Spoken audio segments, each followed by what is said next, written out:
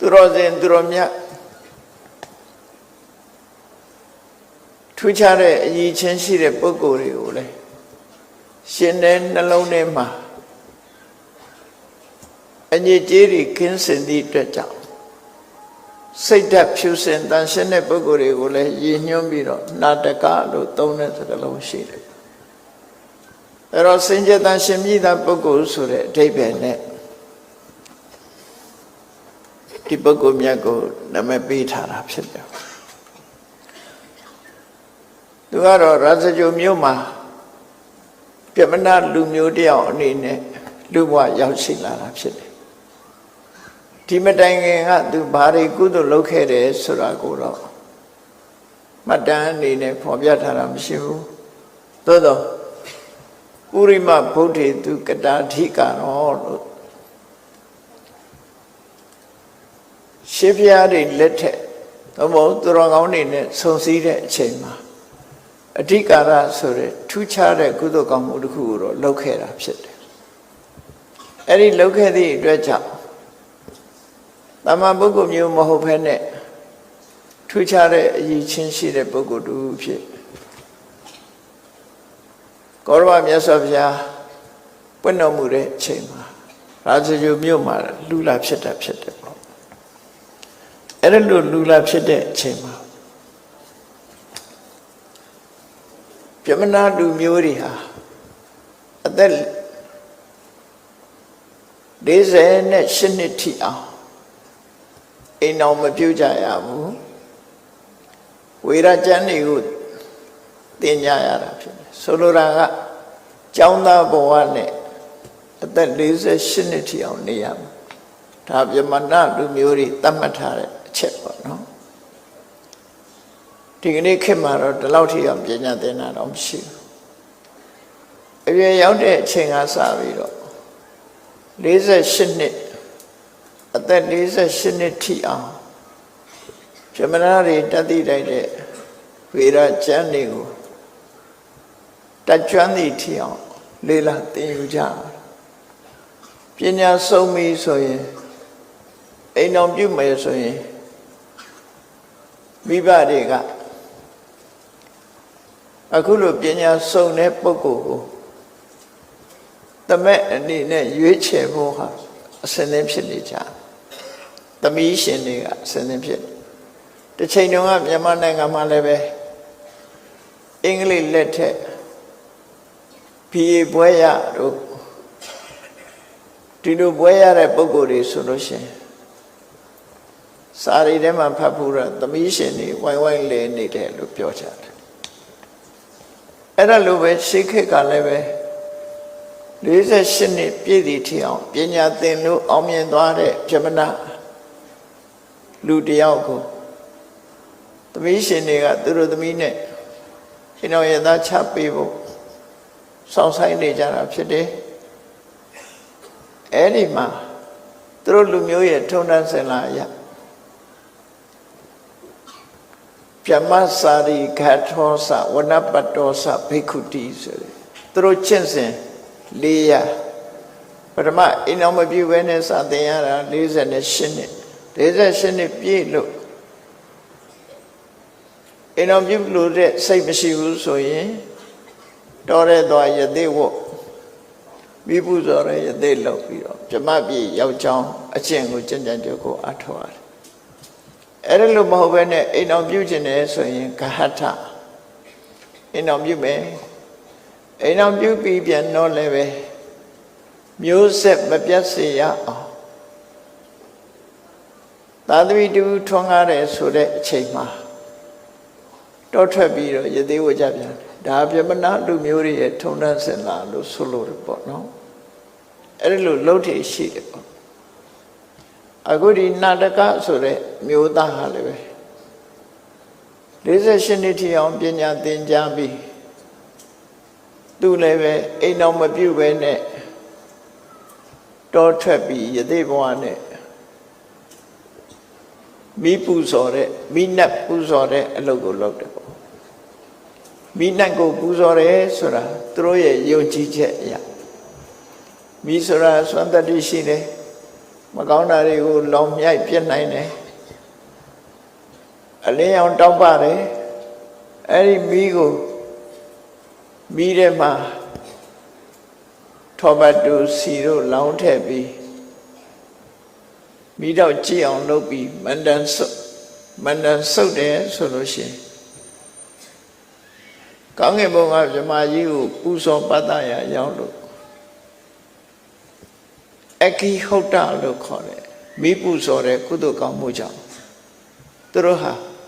မြမပြည်ရောက်နိုင်တယ်ဆိုတဲ့ရည်ရွယ်ချက်နဲ့ရှည်စူးချက်နဲ့မိပူဇော်တဲ့အလုပ်ကိုလုပ်တာမိပူဇော်တဲ့မီတင်းကုန်းလို့ခေါ်တဲ့အရာသူတို့မှာတော့အခိသာလာလို့ပါဠိလိုခေါ်တယ်အဲ့ဒီအခိသာလာကိုမြမပြည်မှာမီတင်းကုန်းလို့ပြန်လေးရှိတော့လေမိနတ်ကိုပူဇော်တယ်ဆိုလို့ရှိရင်မိနတ်ကုန်းလို့ဘာသာပြန်လို့ရှိရင်ပို့ပြီးတော့အထိပ္ပယ်ပေါ်လွင်တယ်ပေါ့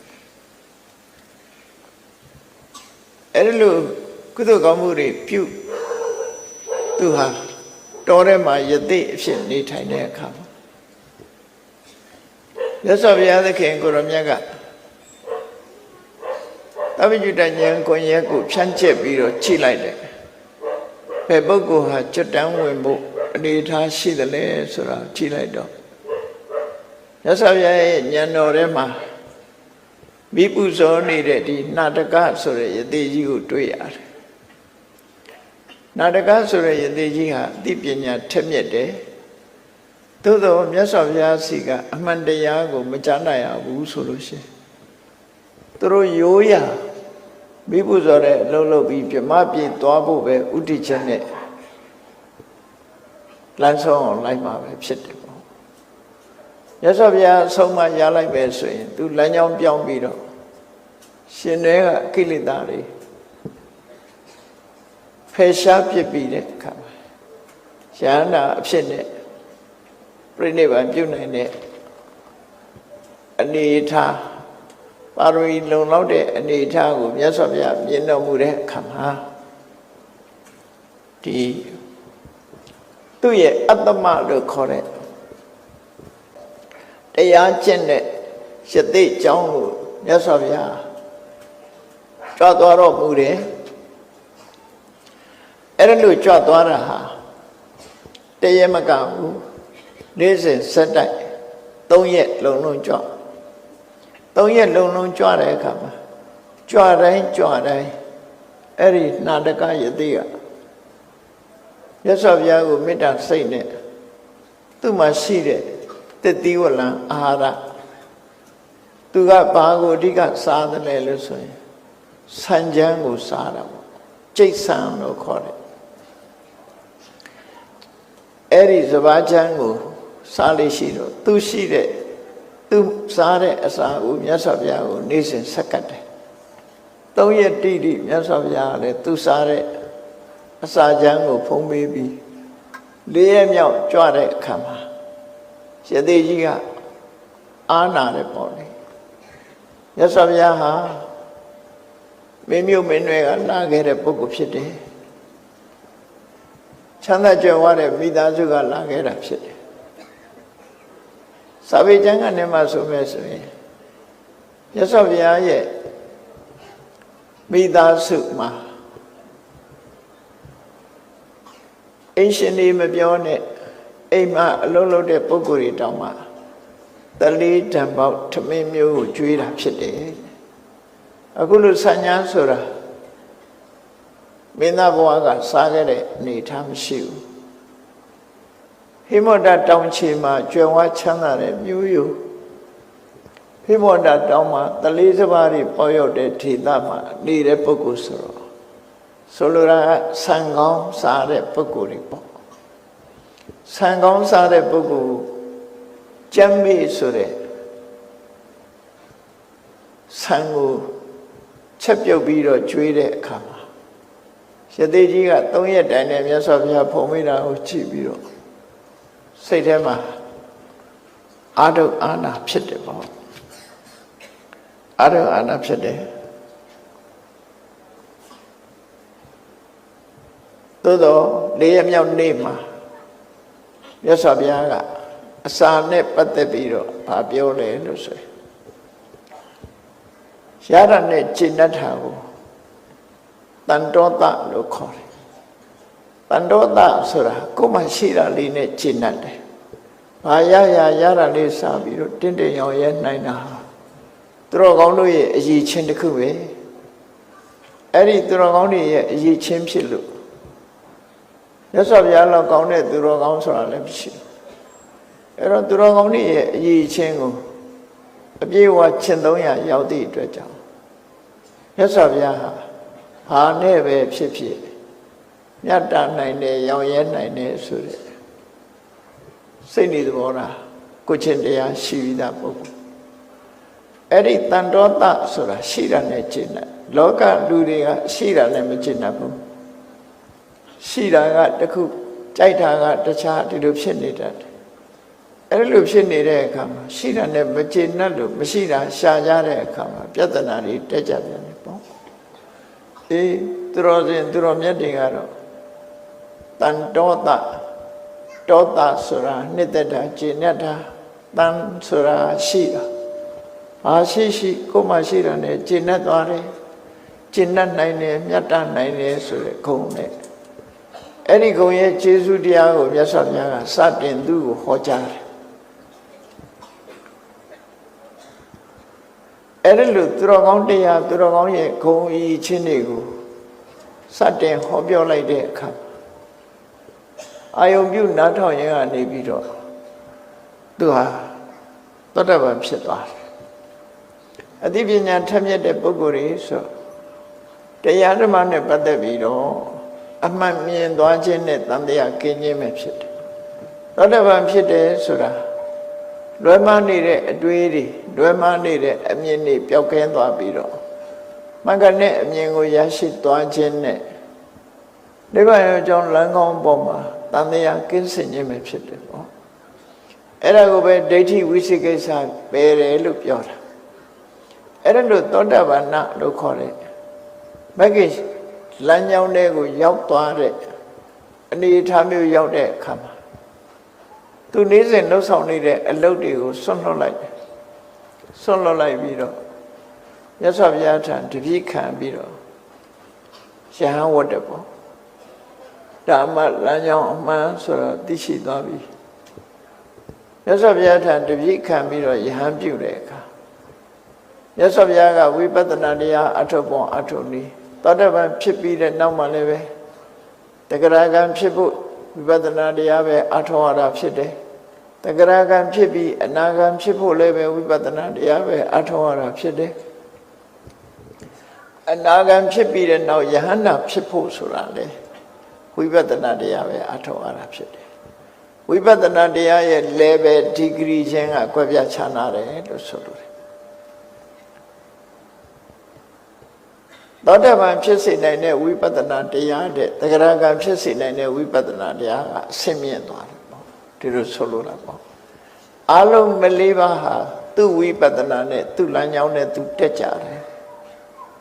နောက်ဆုံးမှာမြတ်စွာဘုရားထံတရားဓမ္မကျင့်ကြံကြုတ်ကိုအထောက်ရင်ကနေပြီးမြတ်စွာဘုရားလမ်းနိလညွန်ပြတဲ့ဝိပဿနာကျင့်စဉ်ကိုကျင့်ကြံကြုတ်ကိုအထောက်လိုက်တာနောက်ဆုံးမှယဟန္တာကြီးဖြစ်သွားတယ်လို့ယဟန္တာဖြစ်သွားတော့လည်းပဲတော်ထဲမှာပဲနေလက်ဆက်ပြီးတော့နေတယ်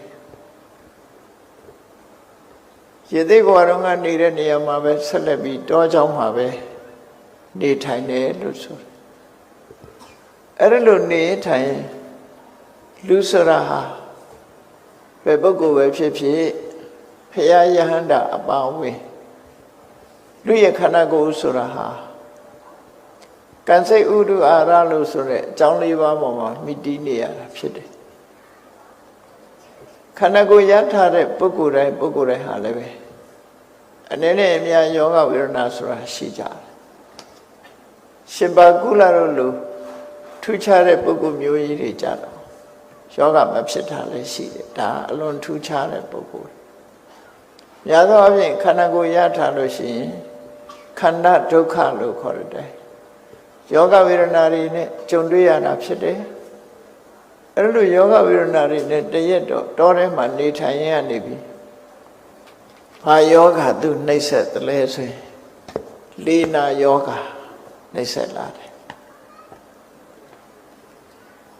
လူတွေမှာယောဂဖြစ်တာအကြောင်း၈မျိုးရှိတယ်လေကြောင့်လည်းယောဂဖြစ်တယ်တီးကြေကြောင့်လည်းယောဂဖြစ်တယ်တလိပ်ကြောင့်လည်းယောဂဖြစ်တယ်လေတီးကြေတလိပ်ဆိုပြီးအဲ့ဒီသုံးခုပေါင်းစပ်ပြီးခြင်းကြောင့်လည်းရောထွေးလာတဲ့အကြောင်းတရားကြောင့်လည်းပဲယောဂဖြစ်တယ်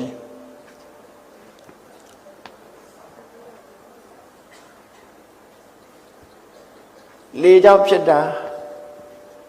32မျိုးတီးကြေကြောင့်ဖြစ်တာ32မျိုးတလိပ်ကြောင့်ဖြစ်တာ32မျိုးအဲ့ဒါကို96ပါးသောယောဂဝေဒနာလို့ခေါ်တယ်ယောဂဝေဒနာဖြစ်ခြင်းကြောင့်ကလေတီးကြေတလိပ်တစ်မျိုးစီအပြင်အဲ့ဒီသုံးခုပေါင်းစပ်ပြီးတော့ယောဂဖြစ်စေတာကြတော့တဏှိပါဒလို့ခေါ်တယ်လေတီးကြေတလိပ်အလုံးပေါင်းစပ်ပြီးတော့ယောဂဖြစ်တယ်နောက်တစ်ခုကဥတုဝိပရိနာမဥတုဖောက်ပြန်လို့အပူအေးဥတုဖောက်ပြန်လို့လည်းယောဂဖြစ်တယ်ရှင်းတော့ကဥတုပြောင်းယောဂဖြစ်တယ်ဆိုတာဆောင်းတွေမိုးဥတုပြောင်းရင်ယောဂဖြစ်တယ်ဒီကနေ့တစ်ခုမှာမှတ်သားဖို့သတိထားဖို့လိုအပ်တာဘာလို့ဆိုလို့ရှိရင်ဒီကနေ့ခေတ်မှာအေယာကွန်နေသုံးတဲ့အတွက်ကြောင့်တနေ့တည်းတနာရီအတွင်းမှာပဲဥတုပေါက်ပြန်တာရှိတယ်နော်အပူတွေကလာအေယာကွန်နဲ့ဝင်အပူနဲ့အေးဆန့်ကျင်ယောဂဖြစ်တယ်အေယာကွန်နဲ့နေပြီးတော့အပူတွေထွက်တယ်ယောဂဖြစ်တယ်အဲ့ဒီယောဂသေလောက်တဲ့ယောဂမျိုးတွေဖြစ်တယ်ဒါတတိထားဖို့ပြောတာနော်အပူတွေကလာပြီးတော့အေးတဲ့ချက်ချင်းဝင်လိုက်ရင်ယောဂဖြစ်သွားတယ်အဲ့ဒါဥတုဝိပရိနာမစာယောဂလို့ခေါ်တယ်အေးတဲ့ကနေအပူထွက်တယ်ခဏခေတ်ဆိုလို့ရှိရင်ကားထဲမှာအေယာကွန်ဖွင့်ထားတယ်အခန်းထဲမှာအေယာကွန်ဖွင့်ထားတယ်အေယာကွန်ကြောင့်အသက်ဆုံးတဲ့ပုဂ္ဂိုလ်တွေလည်းအများကြီးရှိတယ်ဒါကြောင့်မို့ဒါတွေလည်းတတိထားရမယ့်အရာတွေဖြစ်တယ်ရေနဲ့ပတ်သက်လာတဲ့အခါမှာလည်းပဲအလွန်အေးလွန်းတဲ့ရေကိုတောက်ရင်လည်းယောဂဖြစ်တယ်လူတွေရဲ့အာကောင်းမှာအာယုံကြောကြီးရှိတယ်အဲ့ဒီအာယုံကြောကြီးအေးပတ်သွားလို့ရှိရင်နှလုံးကအလုံးမလုံးဘူးအဲ့မှလည်းသိတယ်ဒါကြောင့်မို့ဒီကနေ့ခေတ်မှာအပူတွေကလာရေခဲရေတောက်သိတယ်ဆိုတာအဲ့ဒါဟောဥတုဝိပရိနာမဥတုဖောက်ပြန်ပြောင်းလဲသွားသည့်အတွက်ကြောင့်ယောဂဝေဒနာဖြစ်တတ်တယ်ဆိုတဲ့ရှင်းတော့ကတော့ဆောင်းတွေမိုးအပြောင်းအကူမှဖြစ်တာဒီကနေ့ကတော့ဆောင်းထဲမှာလည်းဖြစ်မှာပဲຫນွေထဲမှာလည်းဖြစ်နိုင်တယ်အဲ့ဒီဥတုပြောင်းဖို့တောင်မဆိုနိုင်တော့ဘူးဒီကနေ့ခေတ်ကတော့ဥတုကကိုယ်အိမ်ထဲမှာနေတာထိုင်တာကိုယ်เจ้าမှာနေတာထိုင်တာအနေထိုင်မတက်ရုံနဲ့ယောဂဝေဒနာဖြစ်နိုင်တယ်ဆိုတာတတိထားဖို့လိုတယ်နော်တတိထားဖို့လို2010ခုနှစ်ကရန်ကုန်တို့မန္တလေးတို့မြို့ကြီးတွေမှာတောတွေမှာလည်းရှိမှာပေါ့ရာသီဥတုကအလွန်ပူပြင်းတဲ့အခါမှာ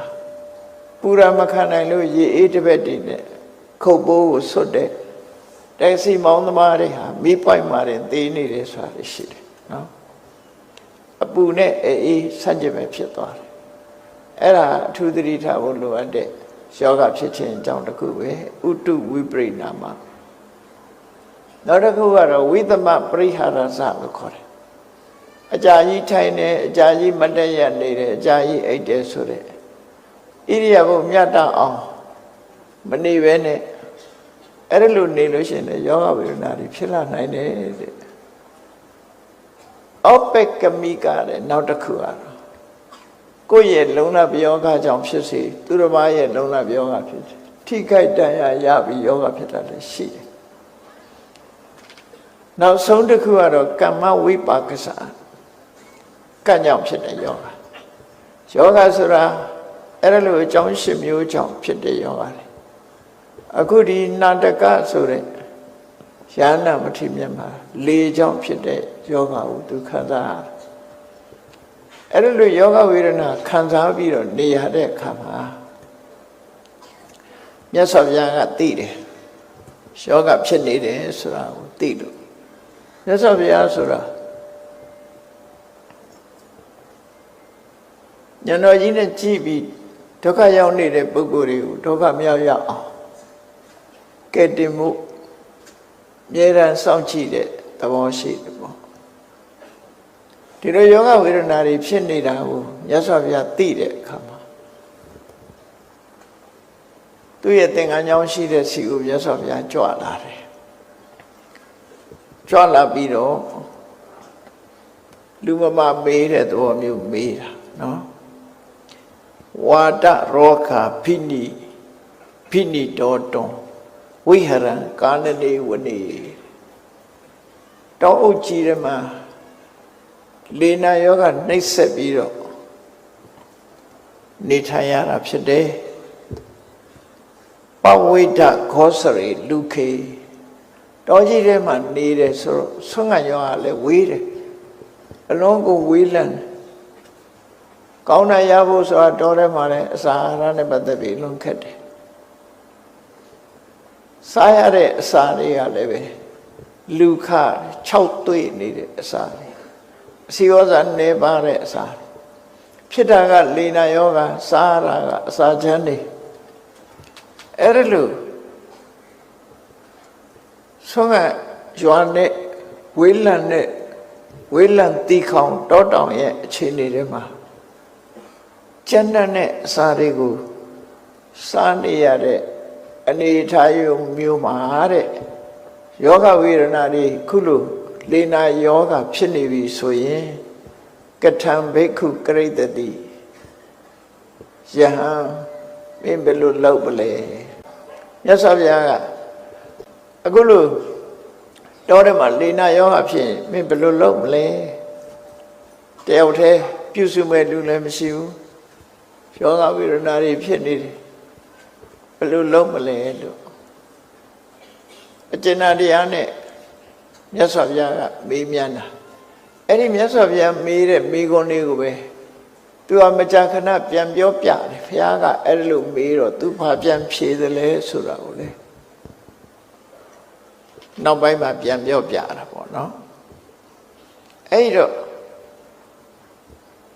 အနေထိုင်အစားတော့ကအလွန်ချမ်းပေမဲ့လို့သူပြန်ဖြေတဲ့စကားလေးကိုကြည့်မယ်ဆိုပိတိဒုခေနဝိပုဒေနပရိတဝါနသမုဒ္ဒယံနေမကောင်းတယ်မသားလေနာယောဂဆွဲကပ်နေတဲ့သူခန္ဓာကိုယ်ကြီးကိုတဲ့စိတ်ထဲမှာဖြစ်ပေါ်လာတဲ့ပိတိဒုက္ခဆွမ်းအားနဲ့ကြီးမားတဲ့ပိဋိဒုက္ခစွမ်းအားနဲ့ဆွဖြန်းထားမယ်ဆိုအနေထိုင်ကတော့မတမကျန်တယ်ဒုက္ခနာကိုကြီးကိုယောဂဝေဒနာတွေဘလို့ပဲဖြစ်နေနေစိတ်ကိုတော့ထိုယောဂဝေဒနာနောက်ကိုမလိုက်စေပဲနဲ့จินဝန္တာတဲ့ပိဋိဒုက္ခတွေနဲ့လွှမ်းမိုးပြီးတော့ထားလိုက်တယ်လူခံပြီးအဘိတံမွန်တော်ဝေရိတမိကလည်းနေဘလောက်ပဲကျန်တဲ့အစာစားရအဲ့ဒါတွေကိုဂရုမစိုက်တော့ဘူးတပည့်တော်ဟာပိဋိဒုက္ခနဲ့ခန္ဓာကိုယ်ကြီးပေါ်မှာနှမျိုးရှိတယ်နော်ဆင်းရဲဒုက္ခကလည်းပဲနှမျိုးရှိတယ်ချမ်းသာဒုက္ခကလည်းနှမျိုးရှိတယ်လောကလူတွေဟာဆိုပါစို့ဝေဒနာကိုခွဲခြားပြောတဲ့အခါမှာဆင်းရဲဒုက္ခကိုဒုက္ခဒေါမနတလို့သူတို့ခွဲတယ်ဒုက္ခကြတော့ဒုက္ခဒေါမနတလို့ခွဲတယ်ဆိုလိုတာကကာယိကဒုက္ခသည်ဒုက္ခစေတသိကဒုက္ခသည်ဒေါမနတဒုက္ခဘာထူးလဲလို့ဆိုတဲ့အခါမှာကာယိကဒုက္ခဆိုတာခန္ဓာကိုယ်မှာဖြစ်ပေါ်လာတဲ့မခံနိုင်လောက်အောင်ကြိုက်ခဲနာကျင်တဲ့ ဆင်းရဲဒုက္ခမျိုးကကာယကဒုက္ခလို့ခေါ်တယ်အဲ့ဒီကာယကဒုက္ခဆိုတာဘယ်သူမှရှောင်လို့မရဘူးဖះလည်းရှောင်လို့မရဘူးယဟန္တာလည်းရှောင်လို့မရဘူးသမ္မာပုထုဇဉ်ပုဂ္ဂိုလ်တွေကြတော့ခန္ဓာကိုယ်ကနာကျင်ဒုက္ခရောက်လာပြီဆိုရင်ဘယ်ထိအောင်ကူးဆက်သွားတော့ဆိုစိတ်ထိအောင်ကူးဆက်သွားပြီစိတ်ပါဆင်းရဲသွားကြကိုယ်ဆင်းရဲတော့စိတ်ဆင်းရဲသွားတယ်နော်ကိုယ်ဆင်းရဲလို့စိတ်ဆင်းရဲကိုယ်ဆင်းရဲတာကဒုက္ခစိတ်ဆင်းရဲတာကဒေါမနတနှစ်ခုစလုံးကူးဆက်သွားအဲ့တော့တမ္မာပုထုဇဉ်ပုဂ္ဂိုလ်တွေကကိုယ်ဆင်းရဲမှုကိုအကြောင်းပြုပြီးစိတ်ဆင်းရဲသည့်အတွက်ကြောင့်ကိုယ်ဆင်းရဲတာကများတန်တစ်ချက်ဆူးတာနဲ့တူတယ်အဲ့ဒီမှာထပ်ပြီးတော့စိတ်ဆင်းရဲသွားတာကများတန်နောက်တစ်ချက်ထပ်ဆူးတာနဲ့တူတယ်ဆူးနှချောင်းဒုက္ခနှစ်ခုပူးပြီးတော့နှိစ္စခံရတဲ့သဘောမျိုးရောက်သွားအေးယန္နာပုဂ္ဂိုလ်တွေကြတော့ခန္ဓာကိုယ်မှာဖြစ်တဲ့ဒုက္ခဆိုတာရှောင်လွှဲလို့မရသည့်အတွက်ကြောင့်ကိုယ်ဆင်းရဲမှုတော့ခံရတယ်သို့တော့ငါမှဖြစ်ရလေခြင်းဆိုတဲ့စိတ်ဆင်းရဲမှုကမကူးဆက်ဘူးအခုနာတကမထေမြတ်ကပြောနေတာအဲ့ဒီရှောက်နေတာအဲ့ဒီအထိပ္ပယ်ပဲသူခန္ဓာကိုယ်ကတော့ဒုက္ခဖြစ်နေတာမှန်ပါတယ်တဲ့ဒါပေမဲ့စိတ်ထဲကတရားဓမ္မနှလုံးသွင်းသို့မဟုတ်ဇံဝင်စားပြီးတော့ချီနူးဝမ်းသာတဲ့စိတ်နဲ့ခန္ဓာကိုယ်ရဲ့ကာယကဒုက္ခကိုသူဟာလက်လျူရှုထားနိုင်တယ်လို့ဆိုလို့တယ်ပေါ့စိတ်ကချမ်းသာနေတယ်လူတွေမှာကလူတွေဘလောက်နေကောင်းစိတ်ဆင်းရဲစရာတွေ့ပြန်လို့ရှိရင်လည်းစိတ်ဆင်းရဲမှုကိုအကြောင်းပြုပြီးတော့ခန္ဓာကိုယ်ပါနေမကောင်းဖြစ်တယ်နော်ပုံလဲသွားအဲ့ဒါကြောင့်မို့နှစ်ခုခွဲမှတ်ရမှာကာယကဒုက္ခစေတသိကဒုက္ခကာယကဒုက္ခဆိုတာခန္ဓာကိုယ်ကရုပ်ခန္ဓာကိုယ်ကြီးကရုပ် body ကြီးကစပြီးဖြစ်တာစေတသိကဒုက္ခဆိုတာ body ကစဖြစ်တာမဟုတ်ဘူး mind ကစဖြစ်တာစိတ်ထဲမှာဖြစ်တယ်လူကတော့နေကောင်းနေတယ်ဥပမာတစ်ခုကြည့်လေတကယ်ချင်းအပေါင်းအသင်းနေနဲ့ပျော်ပွဲစားနေတယ်တဝဝတဟာဟာရည်နေတယ်အဲ့ဒါလိုရည်နေတဲ့အချိန်မှာအေးမင်းတို့အိမ်မှာမင်းတို့ဆွေမျိုးမိဘတူသိဆုံးသွားပြီဆိုတရင်ရအဲ့တူရည်နိုင်သေးလားချက်ချင်းကြီးဒုက္ခရောက်တယ်ဆိုလို့ရှိရင်သူကမရည်နိုင်တော့ဘူးဟောအဲ့ဒါစေတသိကဒုက္ခလို့ခေါ်တယ်လူကတော့ပျော်နေတာပဲပျော်ဝဲစားနေတဲ့အချိန်မှာသတင်းဆိုးတစ်ခုလာပြောလိုက်တာနဲ့တပြိုင်နက်လူဟာညှို့ကြသွားတခါအဲ့ဒါဒေါမနတလို့ခေါ်တယ်အဲ့ဒီလိုအနေထားမျိုးဝမ်းသာတယ်ဆိုတဲ့နေရာမှာလည်းပဲဒီတိုင်းပဲခန္ဓာကိုယ်ကနေထိုင်ကောင်းလို့အစဉ်ပြေနေတာကကာယကဒုက္ခစိတ်ချမ်းသာလို့ခန္ဓာကိုယ်နေတိုင်းမကောင်းတော့လဲစိတ်ချမ်းသာလို့ကာယကဒုက္ခကိုဖယ်ရှားနိုင်တာကသောမနတလို့အဲ့ဒါလောကလူတွေဟာဒီတိုင်းပဲရှိတယ်နော်တာမန်ပုဂ္ဂိုလ်တွေကြည့်ကိုယ့်ဘကိုယ်စဉ်းစားကြည့်တခါတရံလူတွေကမြို့ထဲမှာကျဉ်ကျက်လို့မြို့ပြင်ထွက်ပြီးလေကောင်းလေတန်လေးရာသီဥတုပူတဲ့အချိန်မှာတိရိပ်ဝါရိပ်လေးမှာကန်ဆောင်သွားပြီးတော့လေညင်းလေးခံလဲရလို့ရှိရင်ဟုတ်လားခန္ဓာကိုယ်ကအဲ့တက်ကလေးနဲ့ခြေနှက်သွားပြီးတော့စိတ်ကလည်းပျော်မွေ့သွားတယ်စိတ်ဓာတ်ကလည်းပျော်မွေ့သွားတယ်အဲ့ဒါကာယကဒုက္ခကနေပြီးတော့စေတသိကဒုက္ခသောမနတကိုရတယ်လို့ဆိုလို့အဲ့ဒါလိုမဟုတ်ဘူးလူကတော့ချွေးတွေတန်းနေနဲ့ပင်ပင်ပန်းပန်းအလုံးလုံးနေတယ်ဒါပေမဲ့လို့သူ့ထီပေါက်တယ်ဆိုတဲ့သတင်းကြားလို့ရှင်ဘလောက်ပဲပင်ပန်းနာတွေကုန်ပြောက်သွားခန္ဓာကိုယ်ကဘလောက်ပဲပင်ပန်းနေကောင်းတဲ့ကြားလိုက်တာနဲ့တပြိုင်နက်စိတ်ကချမ်းသာသွားရင်ခန္ဓာကိုယ်ရဲ့ဒုက္ခတွေမေ့သွားဒီလိုဆိုလို့ရပေါ့နော်အဲ့ဒါကြောင့်မို့ဒီမထေမြတ်က သူယောဂဝေဒနာနှိမ့်ဆက်လို့ရှုခန္ဓာကိုယ်ကြီးကအဲ့ရထဲမှာလဲနေရသလောက်ဒုက္ခရောက်နေတာဖြစ်တော့လည်းပဲစိတ်အနေနဲ့ကတော့ပိတိဒုက္ခေနဝိပုလေနာအလုံးကိုအကောင်းတဲ့ပိတိဒုက္ခနဲ့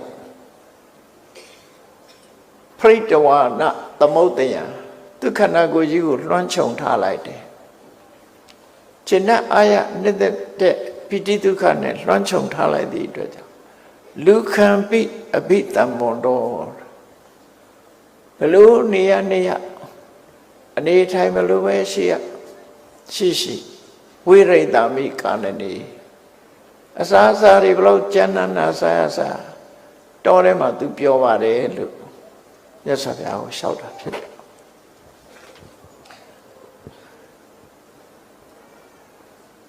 ဆက်ပြီးတော့သူကလျှောက်တယ်တပည့်တော်တော်တဲ့ပြောတာဟာဘာကြောင့်လဲလို့ဆိုဘာဝင်တော့တတ္တဘုဆင်ကြီးအတိညာရဲ့အင်္ဂါအကြောင်းချင်းရာတွေဖြစ်တဲ့ဘုဆင်ဆိုတဲ့တရား9မျိုးကိုသူ့ရင်ထဲမှာတိုးတက်နေအောင်လုပ်ထားပါတယ်အဲ့တော့ဘုဆင်9ပါးဆိုတာအလုံးကြောက်ကြတယ်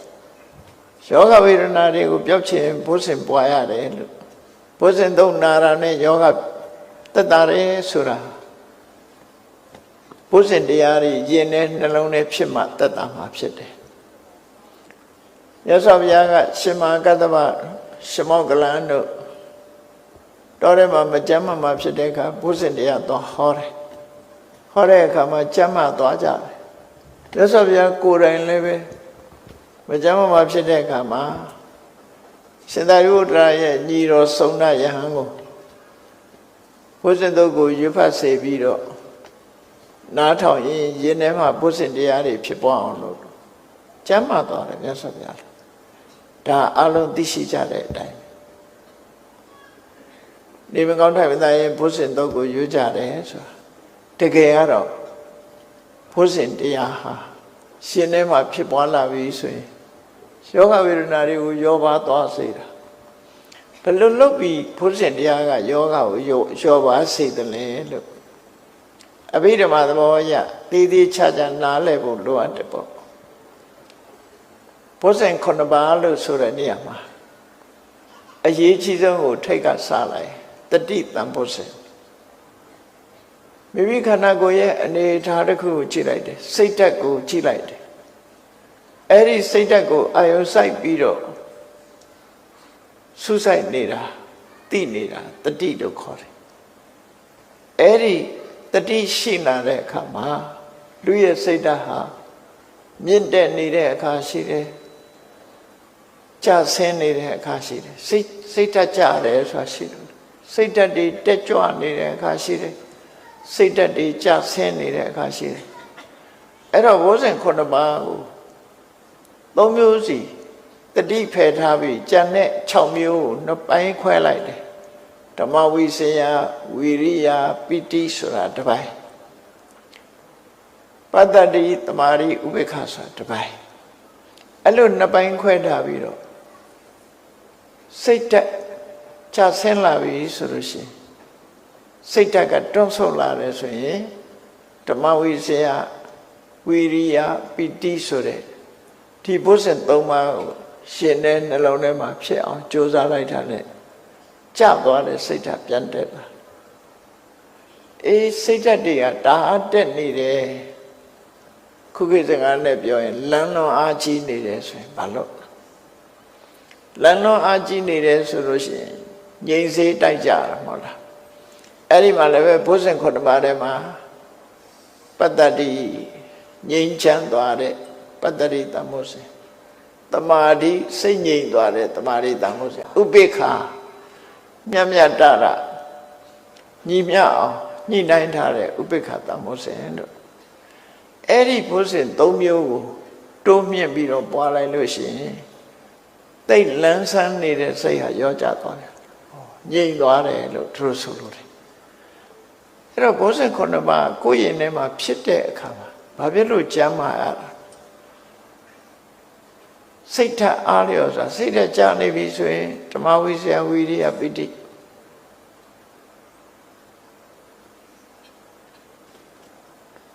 စိတ်ဓာတ်တွေတအားတက်နေတယ်ဆိုလို့ရှိရင်ပတ္တတိသမာဓိဥပေက္ခအဲ့ဒီ၃မျိုးနဲ့ပွားလိုက်တဲ့အခါမှာ၃မျိုးစီအလှည့်ကျပွားလိုက်တဲ့အခါမှာလူရဲ့စိတ်အနေထားတည်ငြိမ်တိမှတ်သွားတာဖြစ်တယ်အဲ့ဒါလိုတည်ငြိမ်တိမှတ်သွားတဲ့စိတ်ကရုပ်ကိုဖြစ်စေတယ်ဆိုတော့ဓမ္မဝိဇ္ဇာဆိုတာပညာဝိရိယဆိုတာကြိုးပမ်းအထောက်မှုလုံးလပိဋိဆိုတာစိတ်ထဲမှာကျင့်တဲ့အာရမှုအဲ့ဒီတရားတွေယဉ်နေဖြစ်လာပြီဆိုရင်မကျေနပ်တာတို့စိတ်ပြတ်တာတို့စိတ်ထက်ပြော့တာတို့မစင်စားနိုင်တာခေါင်းကုတ်တာပျောက်သွားဟောပျောက်သွားတယ်စိတ်ဆိုတာသူဖြစ်လာလို့ရှိရင်ရုပ်ကိုဖြစ်စေတယ်စေတစာရုပ်ဆိုတာရုပ်ကိုဖြစ်စေတယ်ဒါကြောင့်မို့စိတ်တစေတသိကာဓမ္မာစိတ်တသမုဋ္ဌာဏနာရူပနာသာဟဇာတပစ္စေနာပစ္စယောပဋ္ဌာန်းနဲ့နော်ပဋ္ဌာန်းကရွတ်တာနေတာအဓိပ္ပာယ်မသိလို့ရှိရင်တော့အဲ့ဒါရာရွတ်ပဲဖြစ်မှာပဲနော်အဲ့တော့လူတွေဟာဘုဇင်ခုနှစ်ပါးကြားနာလို့ကျမ်းမာသွားတယ်ဆိုတာဟာရှင်ထဲမှာဘုဇင်တရားတွေဖြစ်လိုက်တယ်ဖြစ်လိုက်တဲ့ဘုဇင်တရားကကျမ်းမာတဲ့ဆဲလေးတွေကိုထုတ်ပေးတယ်ရုပ်တရားတွေကိုထုတ်လိုက်တယ်ထုတ်လိုက်တဲ့အခါမကျမ်းမာတဲ့လူခန္ဓာကိုယ်မှာရှိတဲ့သွေးသားတွေပေါ့ဆိုပါစို့ခုခေတ်ဝါရနဲ့ပြောရင်လူခန္ဓာကိုယ်ဆဲတွေနဲ့ဖွဲ့စည်းထားတာပေါ့နော်အဲ့ဒီလူခန္ဓာကိုယ်မှာရှိတဲ့ရုပ်မုံရုံမွားတွေအားလုံးကလန်းဆန်းသွားတယ်မကျမ်းမာတဲ့ရုပ်တွေကျမ်းမာသွားတယ်ဟောဒီလိုဆိုလို့အဲ့ဒါကြောင့်ဘုဇင်ကိုယ်တော်ကြားနာတဲ့အခါမှာယောဂပြောက်တယ်ဆိုအဲ့ဒါကိုပြောတာကြားဘူးကြတယ်မို့လားဘုဇင်ခုနှစ်ပါးလည်းမကဘူးအရက်ကြိုက်တဲ့အဖိုးကြီးတယောက်အရက်ပြတ်ပြီးတော့တေအံမူးမှုဖြစ်နေတယ်တဲ့နော်အဲ့ဒီတေအံမူးမှုဖြစ်နေတော့အဖိုးကြီးကအသက်ထွက်ခါနေဖြစ်နေမထူပါဘူးသူကြိုက်တာလေးတောက်တော့ပါစေဆိုပါဇက်တဲ့အရက်လေးထည့်ပြီးတဲ့ကထားထိုင်တယ်လို့ကြားတယ်နော်အဲ့ရတဲ့မထနိုင်အောင်လဲနေတဲ့အရက်ကြိုက်တဲ့အဖိုးကြီးကပါဇက်တဲ့အရက်ကလေးရတော့ထားထိုင်တယ်ဟောအဲ့လိုမျိုးပေါ့နော်တခုထောက်ကုဖြစ်သွားထောက်ကုဖြစ်သွားအဲ့ဒါကြောင့်မို့သူဟာဘလောက်ပဲ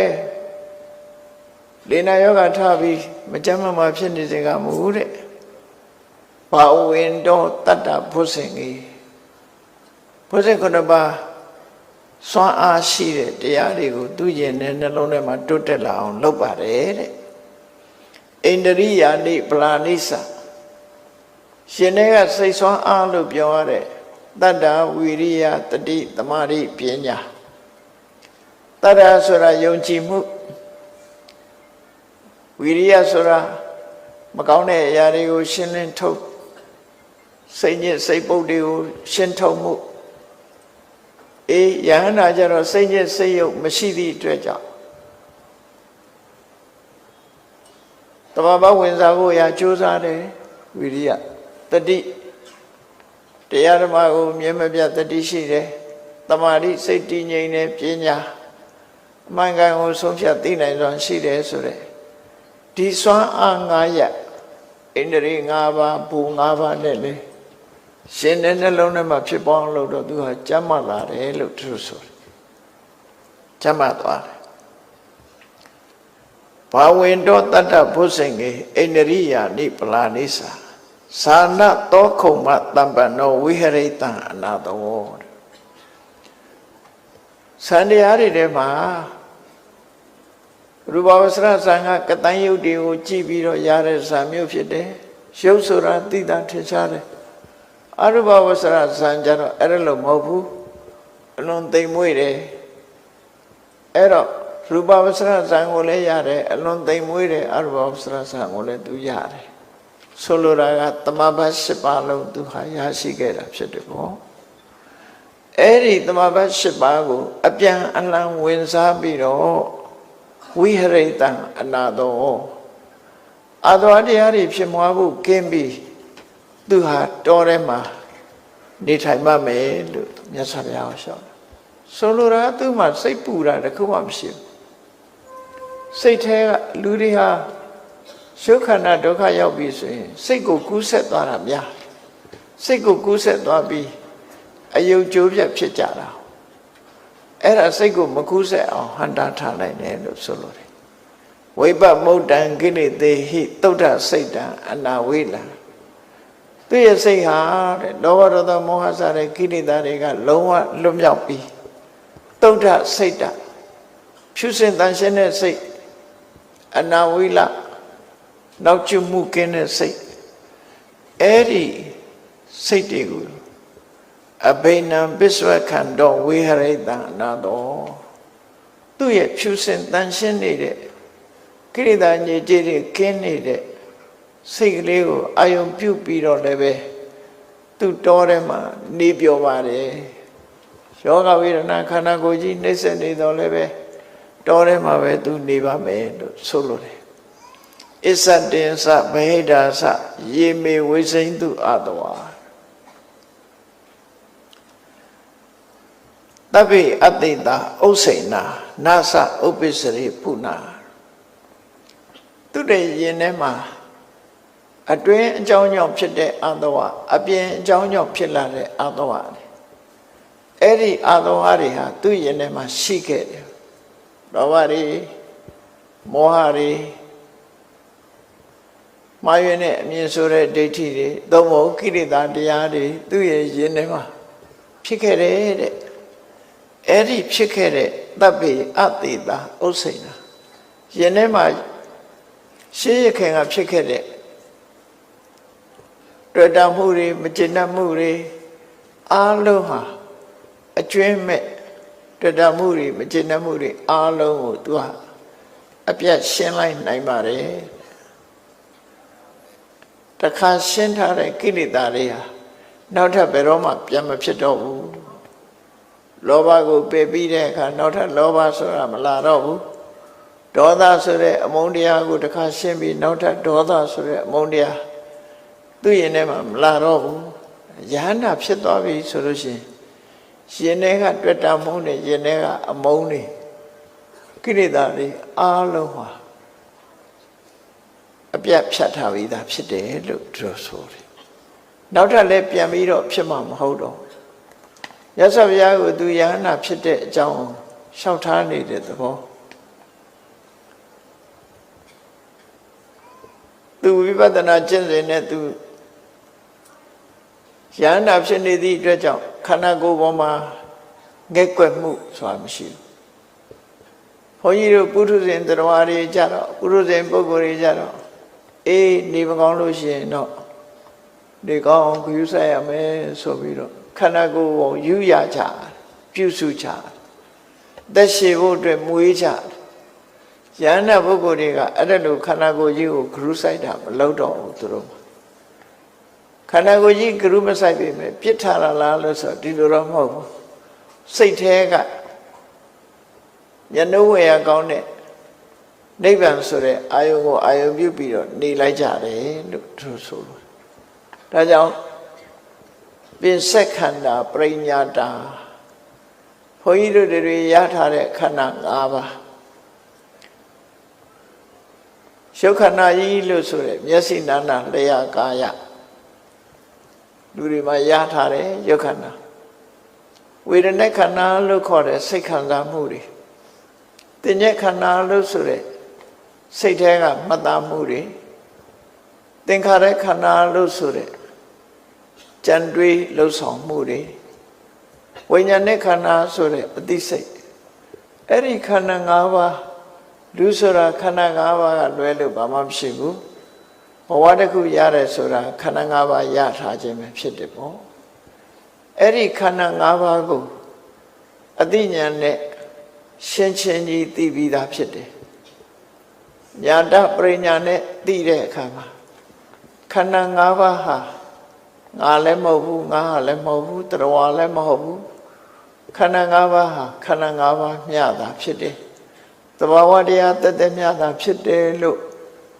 ญาณပရိညာနဲ့ပိုင်းခြားသိပြီးခန္ဓာ၅ပါးပေါ်မှာမြဲတယ်လို့ထင်တဲ့အထင်တွေချမ်းသာတယ်လို့ထင်တဲ့အထင်တွေကိုယ်ပိုင်တယ်လို့ထင်တဲ့အထင်တွေအားလုံးမှားယွင်းတယ်လို့ဆုံးဖြတ်နိုင်တာတိရဏပရိညာအဲ့ဒါတွေကိုအကျွမ်းမဲ့ဖယ်ရှားလိုက်နိုင်တာကြတော့ဘာဟာနာပရိညာလို့ခန္ဓာ၅ပါးနဲ့ပတ်သက်လာတဲ့အခါမှာရှင်းရှင်းလင်းလင်းပိုင်းပိုင်းခြားခြားသိပြီးသားဖြစ်သွားပြီဘုန်းကြီးတို့တွေကြတော့ခန္ဓာ၅ပါးကိုငါလို့ထင်နေတယ်ငါဟာလို့ထင်နေတယ်မြဲတယ်လို့ထင်နေတတ်တယ်အဲ့တော့ပရိညာနဲ့ဆိုတဲ့အသိဉာဏ်တွေကဝေးကွာနေတယ်အဲ့တော့ယဟန္တာပုဂ္ဂိုလ်တွေဖြစ်သွားပြီဆိုတဲ့အခါမှာခန္ဓာ၅ပါးဟာငါလည်းမဟုတ်ဘူးငါဟာလည်းမဟုတ်ဘူးခန္ဓာ၅ပါးမြတ်တာဖြစ်တယ်အဲ့ဒီခန္ဓာ၅ပါးဟာမြဲတယ်ဆိုတာလည်းမရှိဘူးချမ်းသာတယ်ဆိုတာလည်းမရှိဘူးကိုယ်ပိုင်တယ်ဆိုတာလည်းမရှိဘူးဆိုဆုံးဖြတ်နိုင်စွမ်းရှိတယ်ဆုံးဖြတ်နိုင်စွမ်းရှိသည့်အတွက်ကြောင့်မြဲတယ်လို့ထင်တဲ့နေဆတင်ညာချမ်းသာတယ်လို့ထင်တဲ့ဒုက္ခတင်ညာကိုယ်ပိုင်တယ်လို့ထင်တဲ့အတ္တတင်ညာတွေကိုဖယ်ရှားပြနိုင်တယ်နောက်ဆုံးမှာခန္ဓာ၅ပါးနဲ့ပတ်သက်လာတဲ့တွေ့တာမှုတွေမုန်းတီးမှုတွေလူဆိုတာကောင်းတာတွေ့ရင်ကြိုက်တယ်မကောင်းတာတွေ့ရင်မကြိုက်ဘူးမုန်းတယ်အဲ့ဒီချစ်ချင်းမုန်းခြင်းဆိုတဲ့နှမျိုးလုံးဖယ်ရှားပြလိုက်တယ်ပင်ဆက်ခန္ဓာပရိညာတာခန္ဓာ၅ပါးကိုပိုင်းပိုင်းခြားခြားအသိဉာဏ်နဲ့ဆုံးဖြတ်သိရှိပြီးသားဖြစ်လို့တဲ့တိဋ္ဌန္တိစိဏမူလကအဲ့ဒီခန္ဓာ၅ပါးဟာတခြားဆက်ပြီးတော့မျိုးစေ့တွေနဲ့ပွားဖို့မရှိတော့ဘူးဆိုပါစို့ဥပမာတစ်ခုကြည့်ရတပည့်ကြီးတပည့်အမြင့်ရှင်တန်းနေမယ်ဆိုလို့ရှိရင်ပွင့်ငိမ့်တိုင်းပွင့်လာတယ်ရာသီဥတုလျောက်ပွင့်တယ်ပွင့်ပြီးရင်အသီးသီးတယ်အသီးသီးပြီးရင်အသီးထဲမှာပါတဲ့မျိုးစိတ်လေးတွေကအပင်ပေါက်ပေါက်ဖြစ်လာတယ်တော့ယန္တာဖြစ်သွားလို့ခန္ဓာ၅ပါးကိုငါဟာဆိုတဲ့အတွေးတွေအမှန်မသိမှုဆိုတဲ့အဝိဇ္ဇာအမှန်မသိလို့တွေ့တာမှုဆိုတဲ့တဏှာအဲ့ဒီအမြစ်တွေကိုဖြတ်ပလိုက်ပြီဆိုတဲ့အခါတပည့်ကြီးတပည့်ဟာအမြင့်ပြတ်သွားပြီအပင်ကြီးကတော့မလဲသေးဘူးရှေ့သောမြစ်ကဖြတ်ထားလိုက်ပြီဆိုတဲ့အပင်ကြီးဟာပွင့်ဖို့တီးဖို့မရှိတော့အဲ့ဒါလိုပဲခန္ဓာ၅ပါးကိုငါဟာဆိုတဲ့အတွေးတွေတခုမှမရှိလောဘရာဂနဲ့တွေ့တာမှုတွေဆိုတာမရှိမုန်းတိမှုတွေဆိုတာမရှိအမှန်တရားကိုသိမြင်လို့ခန္ဓာ၅ပါးရဲ့အမြင့်တဖွယ်ဖြစ်တဲ့အဝိဇ္ဇာနဲ့တဏှာကိုဖယ်ရှားပြလိုက်တယ်ဆိုတဲ့ခန္ဓာ၅ပါးကြီးဟာဒီတိုင်းပဲရှိနေတယ်ဆိုပါစို့ဥပမာတစ်ခုပြောရမယ်ဆိုရင်မြတ်စွာဘုရား6နှစ်ပတ်လုံး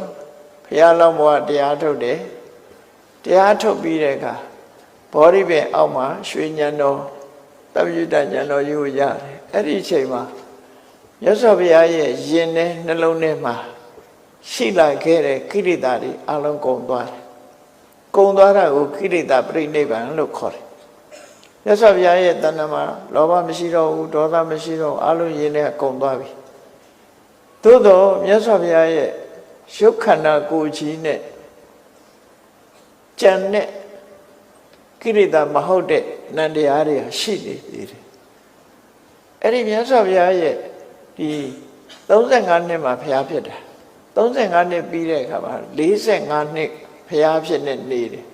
အဲ့ဒီအချိန်မှာမြတ်စွာဘုရားရဲ့ခန္ဓာကိုယ်ဆိုတာကြီးမှာလောဘဒေါသဆိုတဲ့တဏှာမာနတဏှာအဝိဇ္ဇာတဏှာဆိုတဲ့အမြစ်ကပြတ်ပြီးသားဖြစ်လို့အဲ့ဒီခန္ဓာကိုယ်ကြီးထဲမှာကိလေသာဆိုတာမရှိတော့မရှိတော့လည်းပဲရုပ်ဝေဒနာသင်ညာသင်္ခါရဝိညာဉ်လို့ဆိုတဲ့မြတ်စွာဘုရားခန္ဓာကိုယ်ကြီးဟာတတ်တော်80ထိအောင်ရှိနေတယ်အဲ့ဒါကိုတိဋ္ဌန္တိစိဏမူလကအမြင့်ပြတ်ပြီးတော့တီးနေတာနဲ့တူတူပဲရှေ့ဆက်เสียမရှိတော့တတ်တော်80ပြိဋိနိဗ္ဗာန်စံလိုက်တဲ့အခါကျတော့လုံးဝပြတ်တယ် ရုပ်ခန္ဓာကိုယ်ပါမထားအဲ့ဒါကိုပဲကိရိတာကုန်တဲ့အချိန်ကရတဲ့နိဗ္ဗာန်ကိုတာဥပါရိသေတာနိဗ္ဗာန်လို့ခေါ်တယ်တာဥပါရိသေတာဆိုတာကိရိတာသာကုန်တာကိရိတာရဲ့အကျိုးဆက်ဖြစ်တဲ့ခန္ဓာကျန်နေသေးတယ်လို့ဆိုလို့အနုပါရိသေတာနိဗ္ဗာန်ဆိုတာကံကိရိတာတို့ရဲ့အကျိုးဆက်ဖြစ်တဲ့ခန္ဓာပါမကြံတော့ဘူးဘာမှလက်ကြံမရှိတော့ဘူးလို့သူတို့ဆိုလို့တော့နိဗ္ဗာန်နှမျိုးရည်ညွှန်းတာပေါ့နော်အဲ့ဒါလို့ဒုက္ခခယောအနုပ္ပတောနတ္ထိဌာနိပုဏ္ဏဘောဒီဒုက္ခခယဆင်းရဲဒုက္ခတွေကိုအဆုံးသတ်စေတာရတ္တမေရတ္တဖို့ပဲဖြစ်တယ်ရတ္တမေဉာဏ်ရလိုက်တာနဲ့ဒုက္ခကိုဖြစ်စေတတ်တဲ့တဏှာအဝိဇ္ဇာအဆုံးသတ်သွားတယ်အဲ့ဒီအဆုံးသတ်သွားသည့်အတွက်ကြောင့်ဒုက္ခလည်းဆုံးသတ်သွားတယ်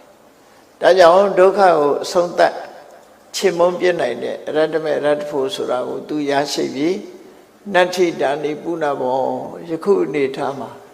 သူ့မှာနောက်ဘဝဆိုတာမရှိတော့ဘူးလို့မြတ်စွာဘုရားကိုဒီစကလုံးနေနဲ့ပြန်လဲလျှောက်ထားတာဖြစ်တယ်ပေါ့အဲ့တော့သူပြန်လျှောက်ထားခြင်းအပြင်ပစ္စခန္ဓာပရိညာတာဒိဋ္ဌန္တိစိဏမူလကဒုက္ခခယောအနုပ္ပတောနတ္ထိတာနိပုဏ္ဏဘောဆိုပြီးယန္နာဖြစ်တဲ့အကြောင်းကိုမြတ်စွာဘုရားသူ့မှာကာယိကဒုက္ခရှိနေတော့လည်းပဲစေတသိကဒုက္ခမရှိတော့ပါဘူးလို့မြတ်စွာဘုရားကိုဝန်ခံပြီးလျှောက်ကြားလိုက်တဲ့စကားပဲဖြစ်တယ်ပေါ့အဲ့ဒီစကားကိုပဲသူ့ဘဝတသက်တာလုံးမှာအမတ်တရားစကားအဖြစ်အခြားယဟန်တွေကိုလည်းပဲမြတ်စွာဘုရားကဒီလိုမေးလို့ဒီလိုဖြေခဲ့တယ်ဆိုတာအမတ်တရားစကားအနေနဲ့နာတကပတိမြတ်ဟာပြောဆိုခဲ့တာဖြစ်တယ်ပေါ့အဲ့ဒီလိုယင်ထဲကအမတ်တရားစကားတွေကိုမြတ်စွာဘုရားလျှောက်ချတယ်လို့သူ့ရဲ့ရရှိထားတဲ့တရားဓမ္မရဲ့အသည့်တွေကိုမတ်တရားစကားဆိုခဲ့တာဖြစ်တယ်ဘုန်းကြီးတို့တွေဟာလေအခုနာတကပတိမြတ်ပြောတယ်လို့ရုပ်ခန္ဓာကိုယ်မှာဘလောက်ပဲဒုက္ခတွေကြုံစိတ်ဓာတ်ကအဲ့ဒီဒုက္ခနောက်မှာလိုက်ပြီးတော့ဖြစ်ရနေခြင်းဆိုတဲ့တောကတွေမဖြစ်အောင်တားဆီးနိုင်ဖို့ဟာအဓိကဖြစ်တယ်။အိုခြင်းဆင်းရဲဆိုတာလည်းကြုံတွေ့ရမှာဖြစ်တယ်။နာခြင်းဆင်းရဲဆိုတာလည်းကြုံတွေ့ရမှာဖြစ်တယ်။သိခြင်းဆင်းရဲဆိုတာလည်းကြုံတွေ့ရမှာဖြစ်တယ်။မြည်သည့်ဆင်းရဲနဲ့ပဲကြုံစိတ်ဓာတ်မဆင်းရဲအောင်တို့တွေကြင်ကြံကြုတ်ကိုအထောက်ကြရမှာဒါဘဝပေးတဲ့သင်္ကန်းစာပဲဖြစ်တယ်ပေါ့အကယ်၍ကိုယ်စိတ်ဓာတ်ကိုရင့်တန်အောင်မလုံးနိုင်ဘူးဆိုရင်ကိုယ်ဆင်းရဲတဲ့နောက်ကာယိကဒုက္ခနောက်စေတသိကဒုက္ခတွေဟာလိုက်နေမှာပဲဖြစ်တယ်ကိုယ်လည်းဆင်းရဲတယ်စိတ်လည်းဆင်းရဲတယ်ဆိုတဲ့ပုဂ္ဂိုလ်တရားဟာစိတ်ဆင်းရဲမှုကိုအကြောင်းပြုပြီးဖြစ်ပေါ်လာမဲ့ကိလေသာတွေရဲ့လွှမ်းမိုးမှုကြောင့်ကံစိုးမိုးမောင်ကြပြီးဘဝကူးတောင်ကောင်းနိုင်စရာမရှိဘူးတဲ့ဒါကြောင့်မလို့ကိုယ့်ကိုထိမ့်သိမ့်ဆော့ရှော့နေအောင်ဒီမထေမြတ်ရဲ့အမတ်တရားစကားကိုနိုင်မှတ်သားထားပြီးခန္ဓာကိုယ်ဘလောက်ပဲဒုက္ခရောက်သည်ဖြစ်စေစိတ်ဆင်းရဲမှုမရောက်အောင်တို့တွေကျင့်ကြံကြုတ်ကိုအထောက်ကြအမှာဖြစ်တယ်လို့ကိုယ်စီတတိရှိပြီးမြတ်ဗုဒ္ဓရဲ့အဆုံးအမတိုင်းကျင့်ကြံကြုတ်ကိုပွားများအထောက်တော်မူနိုင်ကြပါစေကုန်သတည်း